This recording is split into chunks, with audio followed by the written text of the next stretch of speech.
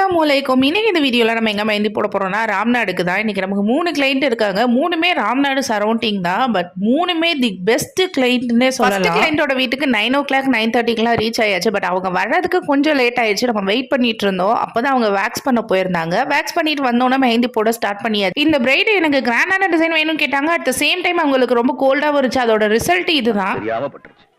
பரவாயில்லைங்க, யாராவது வேணும்னே மையத்துவாங்களா?